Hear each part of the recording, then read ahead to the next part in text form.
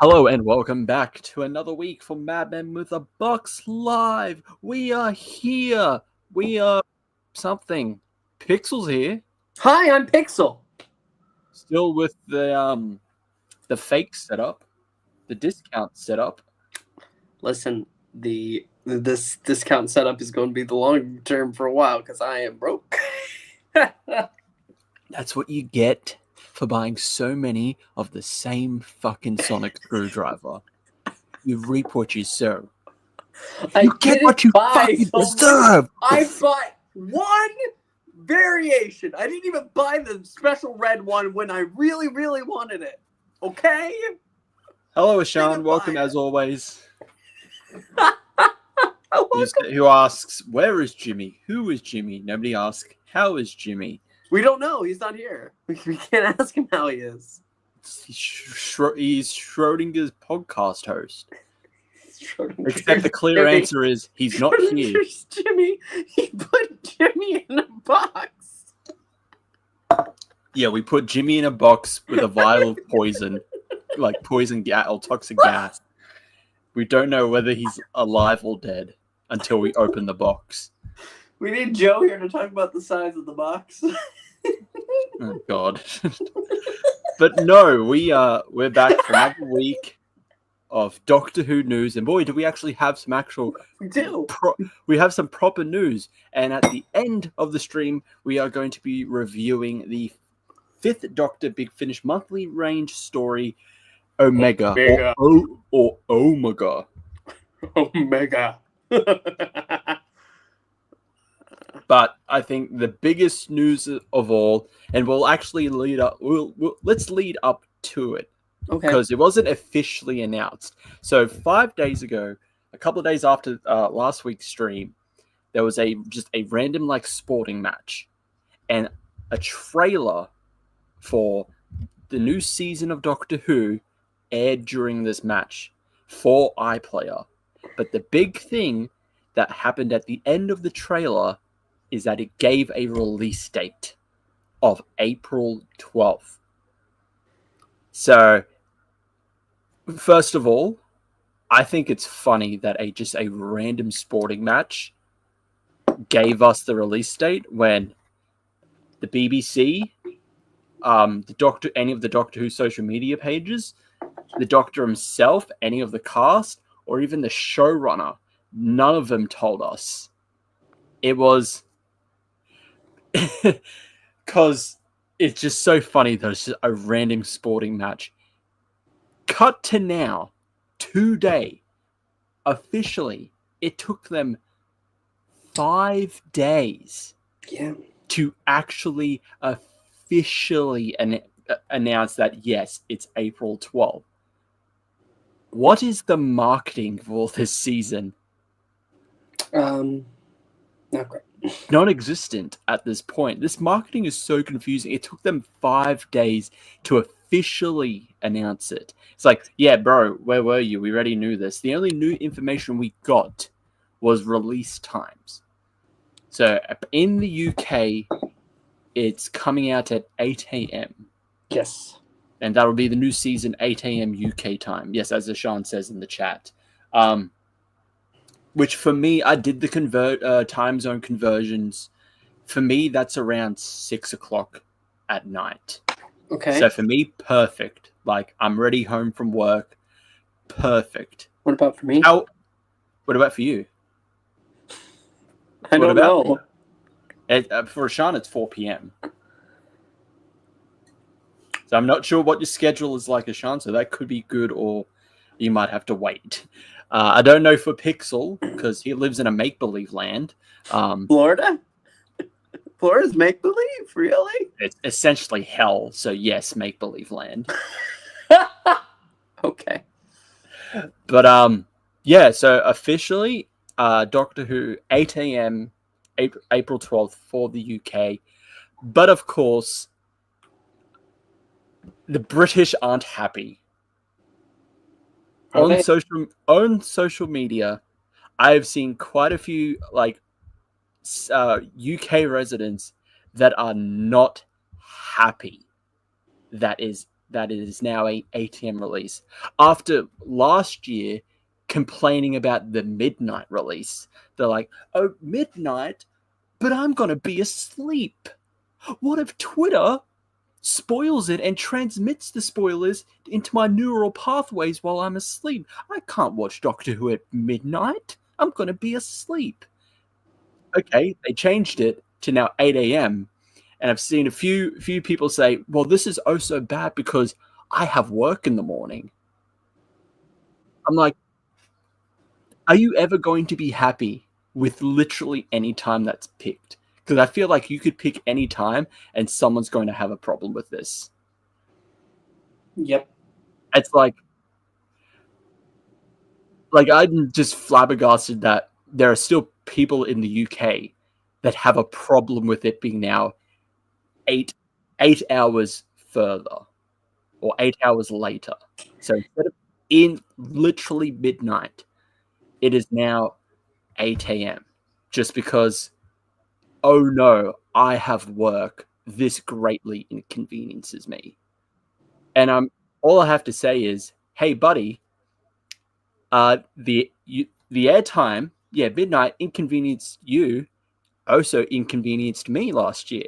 And also for the 60th anniversary,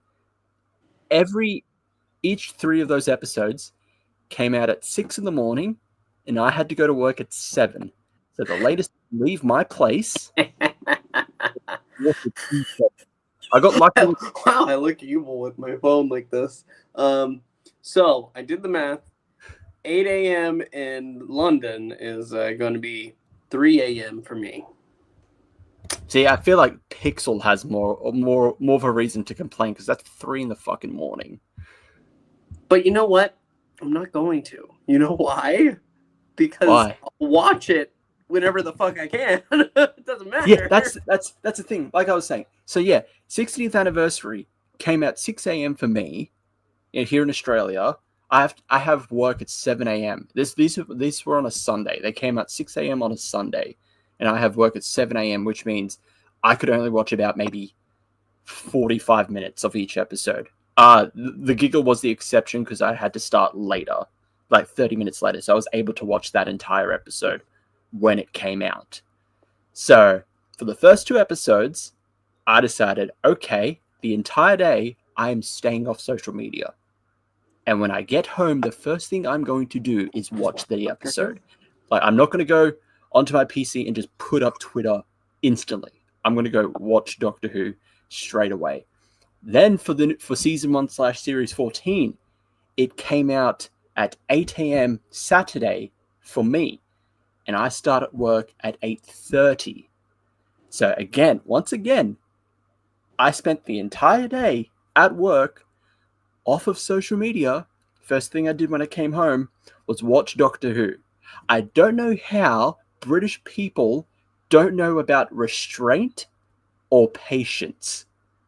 Like, they're acting like this is a personal slight against them, that it hugely inconveniences their lives because they can't watch it when it airs. Like, oh no, I can't watch it at 8 a.m. because I have to go to work. Oh, dear. Fucking stay off Twitter then.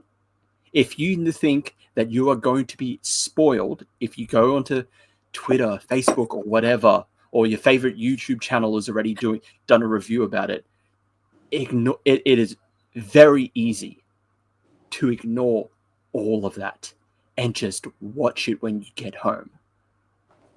Like, it is baffling that they are acting like brats about this. That 8 a.m. is as bad as the midnight release. I'm going to be honest, like, when it came out that it was a midnight release for the previous series, there was a little tiny bit of me thinking, okay, that's a bit unfortunate. Like, yeah, you want to be like, watch it when it comes out straight away.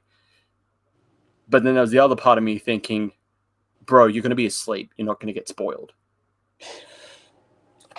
Do you have the fucking Elon Musk chip in your head that streams everything or something? Like, bro, just And if you wake up, don't go on social media straight away. Just watch Doctor Who. Like, it's not that hard to think like this, to be patient and have restraint. Like, bro, I feel like I'm going crazy here. I feel like me as a man, I'm becoming a madman saying this because we're in a box. It's literally not a problem, but you're all just too. I have to be there from the get-go. I have to be there at ground zero to watch this when it comes out. Like, well, no, you don't. Don't have to, but I will most likely, be staying awake until 3 o'clock in the morning, unless I have to work at 6 o'clock like I do today. Yeah. Sean says, I remember when the official Doctor Who YouTube channel spoiled the Master reveal in Spyfall. Everyone else had restraint from spoiling me. The official channel. That I think that's the worst when the official channel does that. Because they essentially they did that for 14's reveal. Well, no, they did their release, generation. But they didn't show the by generation. They did. No, I mean like 13 to 14. Oh, yeah. They put up I think almost correct. If someone can correct me if I'm wrong, they put it up like instantly, like here's 13th regeneration, and it turns into 14 because that's the whole thing we were wondering. It's like, okay, David Tennant's coming back, but he's definitely older. Is he coming back as weird like alternate old 10, or is this like a new Doctor, like a weird in between or something? And then we watch the Power of the Doctor, and we get that reveal. Weird regeneration turns into 14th Doctor that looks like 10. So yeah. So for everyone that's complaining about the 8 a.m., if you're in the UK and you're complaining about the 8 a.m. release time for Doctor Who, boo-hoo. Yeah. Just wait till you get home. Honestly. Even for me, who sometimes doesn't have a lot of patience for like some things, I can be patient. I can show restraint. I don't know. If you're at work, you're probably going to be preoccupied anyway. Unless your work has something to do with social media, like you're not going to be on Twitter the entire time. You're not going to be on like forum pages the entire time. That is literally a you problem. If you're on these pages and you're like, oh, but I don't want to be spoiled. You know that's all they're going to talk about. Yeah. That's the thing. They just, I don't know. So the other news.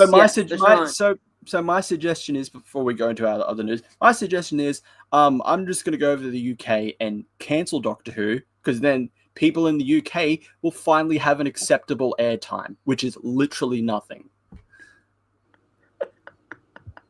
Okay, there we go. Let's move on. Next news, we also got a guest star announced.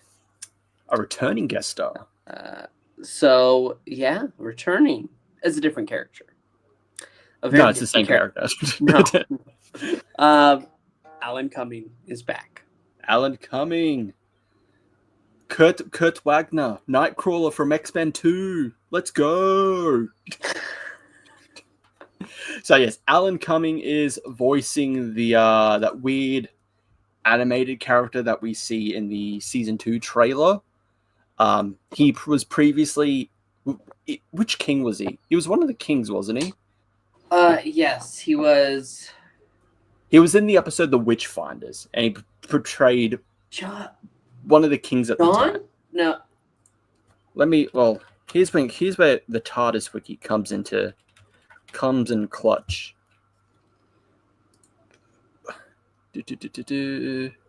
King James. There we go. As John puts in the chat. King James. Yes, he portrays King James in the 13th Doctor episode, The Witchfinders. Yeah. John says, don't know what number. If you go in there, it says King James the 6th and 1st.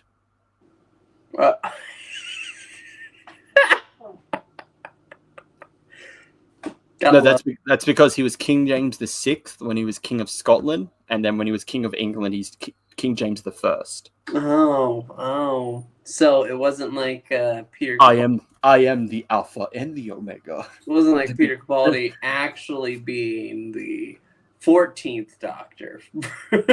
No, that's no. He was actually the 14th, because if you think about it, David Tennant took 2. And then what was the other one? Oh yeah, the War Doctor.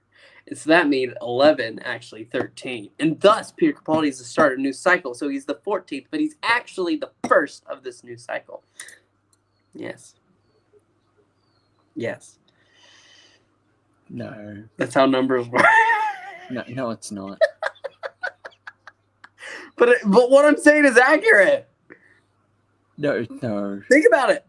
No, it's not. Yes, it is. No, it's not. It is. No. Do we need to do an episode about doctor numbering now? No, because that's just wrong. It's not wrong. William Arnold's first doctor. Then it goes 2, 3, 4, 5, 6, 7, 8. War Doctor. He's actually the 9th Doctor. 9th Doctor is the 10th Doctor. Yeah. The 10th Doctor is the 11th Doctor. And then the 12th Doctor, because he uses a regeneration to grow a second him. And then no, that's where I draw the line. That does not count. That's literally what he said. Sure. It's sure. Yeah, Stephen Moffat says a lot of fucking things. He said he would never come back to Doctor Who. Then lo and behold, he's done 2 episodes for this new era.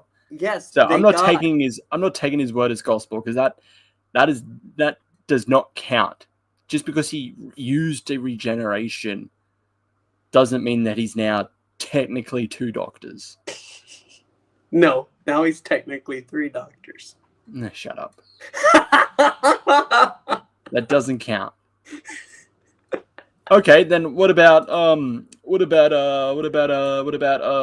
11th Doctor healing River Song? That used regeneration energy. Is he now 2 doctors? I believe no, that's not using regeneration energy. That's using regeneration energy. It's not using a regeneration. There's a difference. Plus, the idea... I feel like if you have to use regeneration energy, you're actually using up a regeneration. So the whole thing is it happens when you are dying. It's not like, I use regeneration energy to hide this scar. I am now the 25th and the 26th Doctor. I remember reading somewhere... Oops, I accidentally got a paper cut. I am now the 27th somewhere Doctor. That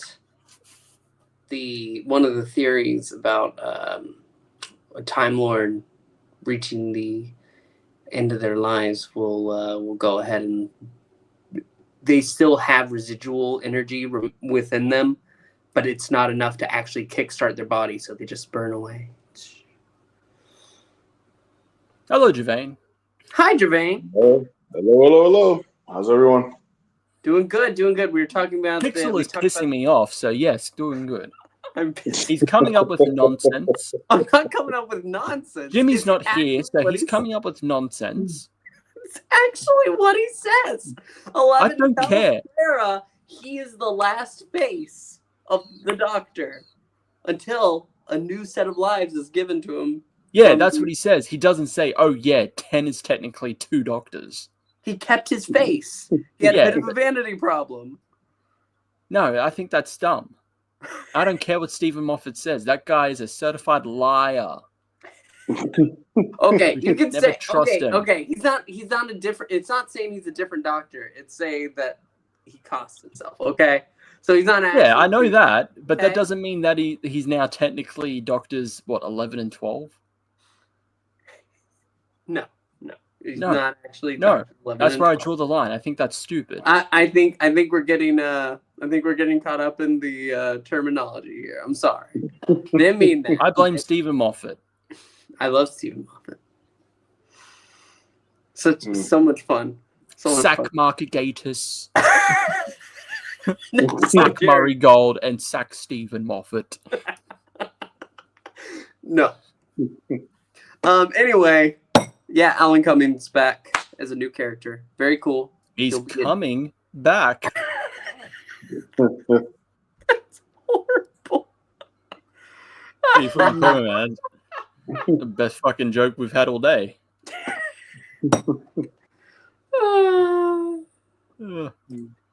And I guess we'll move on to our last piece of news, which is about Gallifrey 1. Gallifrey 1. Oh, right. The convention. So Galley 1 is a big Doctor Who convention. Huge Doctor Who convention. It is dead now. That's not true. No. It's dying. Well, no. What they've said is that they've announced that in February of 2028, because February is whenever they hold Gallifrey 1 in LA, it will be the last one. But it says that while it may be the end, this article says the moment is being prepared for by a new Showmasters LA event. So it's like a lot of the staff and crew that do Gallifrey 1 will be working with apparently Showmasters to continue Gallifrey 1 in some way. Which I'd say hopefully the Gallifrey 1 team have more of a say, because as we saw with last year's Showmasters convention, London Comic Con convention with Shooty and Millie, they don't know how to handle anything properly. Considering what happened with trying to get photos, autographs with them too, and was that Galley 1? No, that was Showmasters. Oh, that's a. Oh, okay. Yeah, but the thing is, Showmasters is now like at least 2 people from Showmasters events are working with. Well, I know at least it's Showmasters will be helping continue Gallifrey 1 in some form or another. So I think when that news came out that Showmasters was attached to them now, like more than before, I think a lot of people were like, "Oh no, they really didn't handle Shooty and Millie well last year and how they treated some of the convention goers." So I don't know. Hopefully it's more of the Gallifrey 1 team has more of a say of how things go than the Showmasters team. But hopefully it does continue in some way. Because it is, Gallifrey 1 is one of the biggest Doctor Who conventions in the world, and definitely in America, which makes the British people mad. Yeah. It's always funny when it's like, oh, here's Gallifrey 1 biggest event, and they're like, oh my god, how can they have the biggest one? This is a British show. This is a British show. It should be, the convention should be in the British land. And it's like, my brother in Christ, you have 20 million different conventions in the United Kingdom that always have like Doctor Who cast members or crew members attending them. Like every year, you have so many goddamn conventions, but like Paul McGann, Colin Baker, like Christopher Eccleston, whoever, always go to these conventions in the UK. But like America has one, and you're like, that's too much. You know what? We should have killed George Washington. We should have stopped him. They tried. Remember when we earned all the colonies? There was the good times. Now let's not go to the dentist and let's eat some baked beans on bread. That is the best you're going to get me from a British accent. All right. All right there, governor. Are you done? No, I feel like I got some more in me, but I can't think of anything at the moment. I might throw it in randomly. We're here today, other than the news, to talk about a Big Finish audio drama called Omega. It was part of the release right before their 50th, Zagreus. No. Yes. Yes, yeah, it was a part. It's 3 different stories released before Zagreus. Isn't that what I just said? No. What did I You say? said it was released before the 50th, which is like, yeah, technically, but it wasn't the preceding story. No, I didn't mean it was the preceding. I'm sorry. It's one of 3. There's this one, there's Davros, and Master. Yes. And this is the one that we've decided upon. Yeah. 5th Doctor, Yes, we have. Omega, and Gevain. You're always going to start us off now. I hope you realize that. Yeah, I've been kind of figuring out one, but all right. So Omega Big Fish. I will admit, I actually had to listen to this 4 times, and I had to listen to it 4 times. I was not getting it at first. I for some reason it was not clicking with me like other Big Finish stories that we've listened to. So I kind of like the beginning part where the lady's like, let me tell you a story about this Time Lord, one who was good and one who was not so good, and so on and so forth. Then it kind of goes into like the last one we listened to. You have to remind me of the title with Furbisher. It didn't have as it didn't have it as an engaging a beginning as the last Big Finish story that we did, and I was kind of like, I think it's got like a little bit lost with it, and it just didn't click for me. This one, I know Omega is like a big part of the lore, and things along those lines. But like nothing really stuck out with this story for me, from the story itself to the performances. This just didn't really, this just didn't really land. This didn't really land with me at all. So I wish I had more. I'd had wanted to look at it, sort of a written synopsis of it, so I could kind of have like a framework for it. But just in terms of listening to it as a audio, it didn't really catch me. It didn't really catch me at all. I didn't quite get it, and I'm not sure what the disconnect was. Okay, I just want to ask. You've seen the 3 Doctors, right? I've seen the 3 Doctors. I know he's the big, kind of small Galactus-looking guy. But yeah, go ahead. Did you watch? What is the name of it, Chris? Remind me. Arc of Infinity. Arc of Infinity. Did you watch Arc of Infinity with the 5th Doctor? I don't think so. No, I have not seen Arc of Infinity. This is basically a sequel to that story in a way. But I mean, I don't know. I'm okay. Yeah, I say honestly. Yeah, honestly, with other Big Finish stories, I pretty much get it and follow along and can lock it to a character and kind of understand where it's going. With this one here, it's like, other than they were on like some kind of tour, they were like some kind of tour, like going through the history, like it felt like Time Lord history.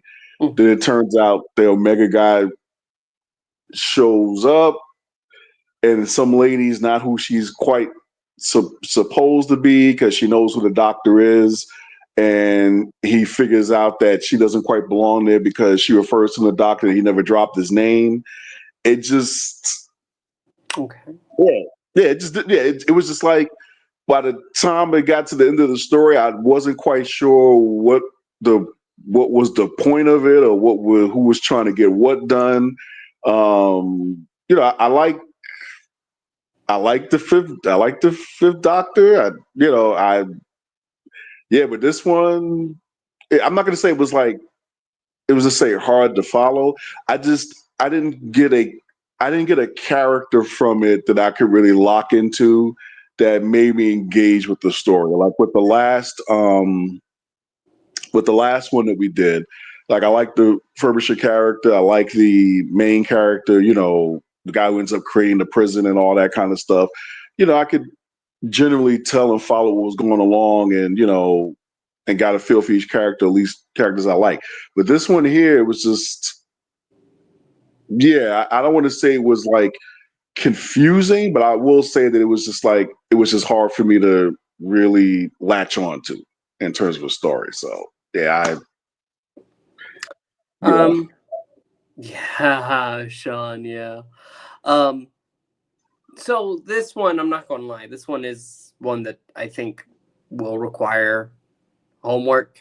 Because a arc of infinity is very important. It's key to the story. I know in the thumbnail I use the original mask for Omega because I like it more. Mm-hmm.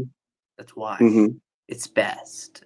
It's the best. But anyway, I loved it. Omega is one of my favorite characters. I love him so much. He's such a tragic figure. You feel so bad. I mean, even this one where they try to they go ahead and use most of the story to say Omega secretly this villain all along. Oh, he is the one. No, maybe Rassilon betrayed him. Maybe this, maybe that. But it turns out the crime that Omega is plagued by is actually the Doctor's crime, because he's imprinted he's used the DNA to try to imprint himself into the universe. I love it. I'm obsessed. Actually, the beginning was really slow for me, so it was hard for me to lock in. I was like, okay, what are we doing here? Okay, this is where Omega was set. But and then the reenactors, it felt goofy. But as soon as you get that powerful presence, love it. And like Sean said, yeah, the Fifth Doctor is actually barely in this story because the Fifth Doctor, for most of the way, is actually Omega. Gotcha. Chris, opinions. Now, I've listened to this story already before, so this was a re-listen, a revisit for this review. And I will say I feel like it does drag for a bit. I think the prolonging of the mystery could have been a bit shortened. This is a classic. I don't know. I think 2 hours is alrightish, but could have been shorter. Could have been just like a little shorter, but I like this. I really like this story, and the twist that we get for it. That the entire time that you're thinking, okay, the Fifth Doctor is investigating this, and Omega is this disembodied spirit that is trying to get back or whatever. But then the whole reveal of oh no, it was the Doctor was Omega the entire time because of Arc of Infinity, when Omega tried to use the Doctor's DNA to give himself a body to exist in our universe. So it's messed with his mind, and he thinks that he's this split personality of here's the Doctor and here's Omega. I really like that. It's a really, really good twist because you get the whole reveal of it is oh no, Omega didn't kill that guy. It was you, Doctor. It's no, but we definitely heard that it was Omega that was doing it. And it's then it's oh, there's a TARDIS appearing. It's no, not him, and it's the actual Doctor. Invite him. I didn't invite him. Yeah, the atmosphere and the double twist hit hard. Yeah, it really does. And I do feel you would have had to have watched Arc of Infinity, even though I don't recommend watching Arc of Infinity. It's not. It's probably a rough one. Of these three Omega stories, it's the worst one. It's at the bottom. But no, I really enjoyed this story. Although of this collection of Doctors facing off against past villains, I would still maybe put it at the bottom. It would go from top to bottom: Master, Davros, Omega. Did we do Davros? Yes. Oh no, did we? No, we did Juggernauts. Oh, okay. So that's the last one we have to do of we've this. done Davros. We definitely did Master, because I remember Seventh Doctor, the House. We liked it. Jimmy didn't. Jimmy didn't? Nah. Wow. You're right. Yeah. If only he was here to defend himself. That's right. That's right. But yeah, I really love this. We did a review 2 years ago now of the story that Big Finish released, their audio novel that was a 10-hour long, basically, adventure with the third Doctor, the fourth Doctor, with Omega.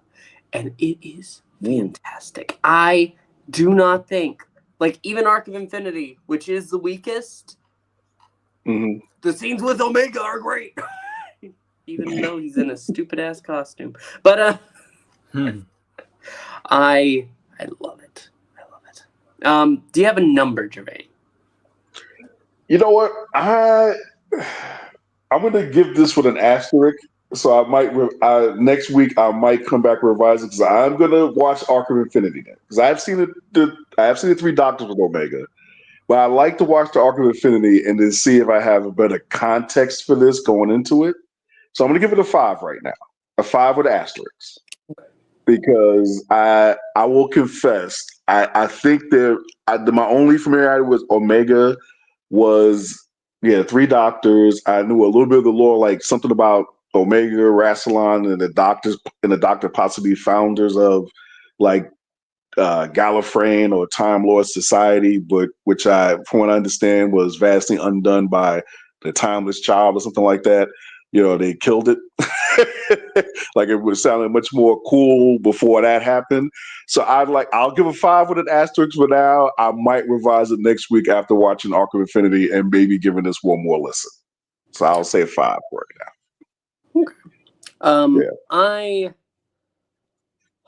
other than the drag at the beginning, and I would say the ending too. I don't like the what is it? The Celestial Protective Agency, the CPA, the CIA.